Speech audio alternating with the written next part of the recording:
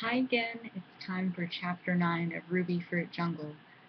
Once again, I'm just going to be using the webcam from now on because my computer refuses to upload videos that I have on it from my camera.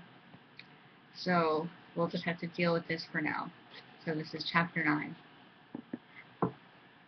Senior year was a victory. Connie and I never had to go to class if we didn't want to. Mr. Beers wrote us blue freedom slips at a moment's notice. The only class we condescended to attend was Advanced English with Mrs. Godfrey. She was such a great teacher that we didn't mind learning Middle English to read Chaucer. Carolyn was in the class also. The three of us sat in the front row and fought it out between us for the highest grade. Carolyn was captain of the cheerleaders, and she usually showed up in the lunchroom in her uniform with blue tassels on her white boots. Connie and I scoffed at such a thing as cheerleading, but Carolyn was the social leader of the school because of it. The three of us also dated three boys who were close friends. Whenever we were seen with our respective boyfriends, we paid the usual fondling attention to him demanded by rigid high school society, but in truth, none of the three of us gave a damn about any of them. They were a convenience, something you had to wear when you went to school functions, like a bra. Carolyn was becoming tighter than a violin string because Larry kept pushing her to sleep with him. Connie and I told her to go ahead and get it over with because we were sick of hearing her bitch about Larry grabbing her boob at 12:20 a.m. every Saturday night. Besides, Connie and I were both doing it with our boyfriends with no harmful side effects. No one was supposed to know, of course, but everyone did in that behind-the-hand manner. All this overt heterosexuality amused me, if they only knew. Our boyfriends thought they were God's gift because we were sleeping with them, but they were so tragically transparent that we forgave them their arrogance.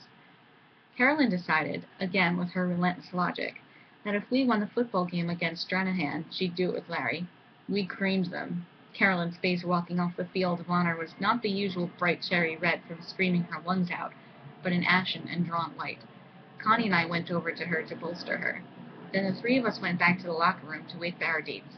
All Princeton haircuts, Ouija shoes, and gold cup socks. Clark came out with a gash on his cheek and wanted sympathy. I told him he was a football hero, which he was, having made 2 touchdowns. Connie Douglas lumbered out. Right tackles tend to grow large, and she told him he was a football hero. Larry stumbled coming out of the door. He was in such a rush to see Carolyn. She didn't have time to tell him he was a football hero because he gave her a bone-crushing kiss, which was a rerun of an Errol Flynn movie, and picked her up bodily, placing her in his Stingray convertible. Carolyn nervously waved goodbye, and we all waved back. Then the 4 of us climbed into Doug's car and headed for Wolfie's for endless talk about this missed tackle and that fine block interspersed with bananas and hot fudge sundaes. The next morning the phone rang around 9 a.m. It was Carolyn. "I have to talk to you right now. Are you awake?" "I guess I am if I answered the phone." "I'm coming over. We can have breakfast at the Forum, okay?" "Okay." 15 minutes later Carolyn arrived looking paler than usual. As I slid in the front seat of the car I asked, "How is Fort Lauderdale High's newest harlot?" She grimaced. "I'm all right, but I have to ask you some questions so I know I did it right." "Over eggs that looked as though the chickens rejected them," she began. "Is it always such a mess? You know, when I stood up all this stuff ran down my leg. Larry said it was sperm. It was so disgusting I nearly barfed." "You get used to it." "Ugh. And another thing. What am I supposed to do during all this? Lie there? I mean, what do you really do? There they are on top of you, sweating and grunting, and it's not at all like I thought." "Like I said, you get used to it. It isn't very mystical, if that's what you're waiting for. I'm not an expert or anything, but different people are different. Larry may not be the hottest lay in the world, so don't base your judgment on his one performance. Anyway, they're supposed to get technically better as they grow older. We hit them at that awkward stage, I guess." "That's not what the medical book says. It says they reach their prime at 18 and we reach ours at 35. How's that for timing? It's all so ridiculous. You and Connie must think I'm a real spastic." "No, you take it too seriously, that's all." "Well, it is serious." "No, it isn't. It's a big dumb game, and it doesn't mean anything at all unless you get pregnant, of course. Then it means you're screwed." "I'll try. Hey, you want to go drinking Friday?" "Sure. What about Connie?" "She has to go to some journalism conference in Miami for the weekend." "Okay, so it'll be the 2 of us."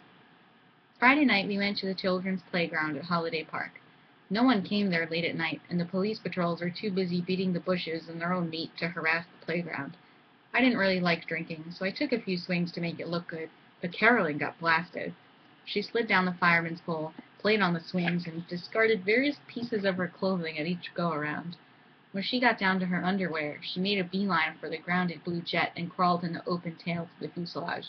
She stayed in there making airplane sounds and showed no sign of giving up her piloting. I crawled in after her. It was a tiny, narrow space, so I had to lie down next to her. Carolyn, maybe you should join the Air Force when you graduate. You've got the sound effects down pat. Whoosh! Then she leaned up on one elbow and asked in a coy voice, "How does Clark kiss you?" "On the lips. Where else?" "What do you mean, how does he kiss me? What a dumb question." "Want me to show you how Larry kisses?" Without waiting for my sober answer, she grabbed me and laid the biggest kiss on my face since Leota B. Bisland. "I doubt he kisses that way." She laughed and kissed me again. "Carolyn, do you know what you're doing?" "Yes, I'm giving you kissing lessons." "I'm very grateful, but we'd better stop." "We'd better stop because when we're kissing you're going to get more than you bargained for, lady. Or maybe that's what you are bargaining for?" Ha! She dropped another one on me this time, with her entire body pressed against mine. That did it. I ran my hands along her side, up to her breast, and returned her kiss with a vengeance. She encouraged this action and added a few novelties of her own, like nibbling my sensitive ears. By this time I began to worry about being in the tail end of an old blue jet in the middle of the children's playground in Holiday Park. Carolyn had no such worries, and threw off what was left of her clothing. Then she started taking off mine and tossed them up in the cockpit. If I was worried, I got over it. All I could think about was making love with Carolyn Simpson, head cheerleader and second-year chaplain of Fort Lauderdale High School, and a cinch for prom queen. We were in that plane half the night, coming in the wild blue yonder. I know we broke the sound barrier. Eventually, the sky began to lighten and the air became chilly. I thought it was time to go. "Let's get out of here." "I don't want to get out. I want to stay in here for 10 years and play with your breasts." "Come on." He reached up and got her underwear and my clothes. Then I backed out of the plane and collected her dew-covered Bermuda shorts, villager blouse, and white, worn-out sneakers. Shivering, we ran to the car. "Are you hungry?" I asked. "For you." "Carolyn, you're so goddamn corny. Let's go to the Egg and You and get something good." I ordered 2 breakfasts for all the energy I burned up, and Carolyn had bacon and eggs. "Molly, you won't tell, will you? I mean, we could really get in trouble." "No, I'm not telling, but I hate lying. It seems pretty impossible that anyone would ask such a thing, so the coast is clear. I hate to lie, too, but people will say we're lesbians." "Aren't we?" "No, we just love each other, that's all. Lesbians look like men and are ugly. We're not like that." "We don't look like men, but when women make love, it's commonly labeled lesbianism, so you'd better learn not to cringe when you hear that word." "Have you ever done that before?" "When I was in 6th grade, but that was about 7 centuries ago. Did you?" "At camp this summer. I thought I'd die from the fright, but she was so terrific, this other counselor. I never thought of her as a lesbian, you know. We spent all our time together, and one night she kissed me. And we did it. I didn't stop to think about it at that time. It felt too good." "Do you write her?" "Sure. We'll try to go to the same college." "Molly, do you think you can love more than one person at a time? I mean, I love you, and I love Susan." "I guess so. I'm not jealous, if that's what you're after." "Kinda. You want to know something else? It's a lot better than doing it with Larry. I mean, there's no comparison, you know." "That I know." We laughed and ordered 2 hot fudge sundaes at 6 in the morning. Carolyn started waiting for me in the lunchroom and paying all kinds of attention to me. She forgot to pay attention to Larry.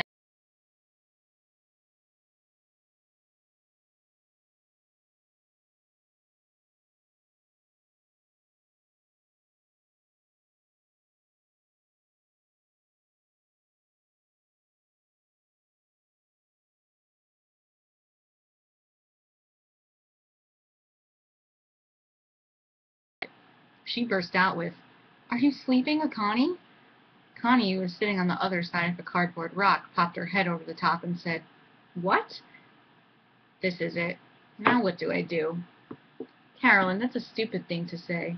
"No, I'm not sleeping with Connie, but I do love her. She's my best friend, and you'd better get used to it." Carolyn began to cry. Connie looked at me in amazement, and I shrugged my shoulders. "Molly, why would she think we're sleeping together? What's going on?" "Connie." Pause. What the flying fuck do I say now? Connie, there's no use trying to lie about it. Carolyn and I have been sleeping together. End of sentence. She got jealous, I guess. I don't know. I turned to Carolyn. Anyway, what the hell are you jealous about? You're the one with Susan, not me. It makes no sense. Carolyn started to offer an answer through a sniffle, but Connie, recovering from shock, beat her to it. I want to make certain I've got this right. You make love with Carolyn? Yes, I make love with Carolyn. Carolyn makes love with me. I make love with Clark, and Carolyn makes love with Larry. All we need is a circular bed, and we can have a gangbang. Christ. Do the boys know? Of course not. Nobody knows but you. You know what would happen if it leaked out. Yeah, everybody would call you queer, which you are, I suppose. Connie! Carolyn shrieked. We are not queer. How can you say that? I'm very feminine. How can you call me a queer? Maybe Molly. After all, she plays tennis and can throw a football as far as Clark. But not me. Carolyn was dropping her beads, all right. I tried to pretend I didn't know she'd run a number like that when cornered, but I knew it inside. A delicate whiff of hate curled around my nostrils. I'd like to bust her feminine head. What does Molly's tennis have to do with it? Connie was becoming increasingly confused. You know, lesbians are boyish and athletic. I mean, Molly's pretty and all that, but she's a better athlete than most of the boys that go to this school. And besides, she doesn't act like a girl, you know? I'm not like that at all. I just love Molly. That doesn't make us queer. She said, that doesn't make me queer. Quiet anger was in Connie's voice as she faced Carolyn. Well, I'm about 15 pounds overweight. Hefty is what I believe it's called. Plus, I don't remember that I've ever cooed and giggled in true female fashion. So why don't you come right out and call me a dyke, too, if that's how your mind is misfunctioning? Carolyn was genuinely stunned. Oh, I never meant that about you. You're just straightforward. Anyway, you're lazy. That's why you're fat. The last thing you are is athletic. You're the career woman type. Carolyn, you make me sick. I threw off my witch's tatters and headed for the auditorium door. Molly! Carolyn screamed. Connie took off her costume and came out after me. Where are you going?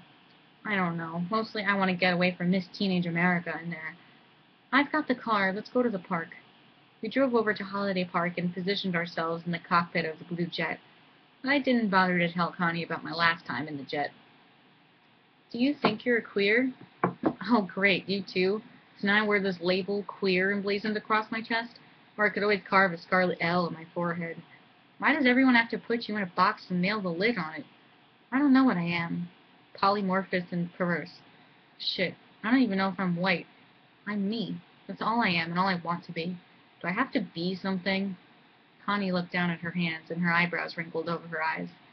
Come on, Connie. What's on your mind? No, you don't have to be anything. I'm sorry I asked you if you were a queer. But this is a big jolt. Things your mother didn't tell you and all that. I guess I'm square, or maybe I'm scared.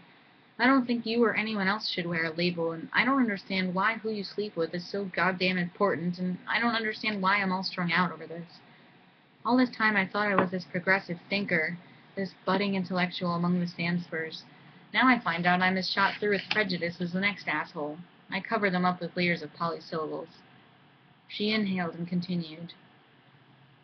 It wrecked me when you said you were sleeping with Carolyn.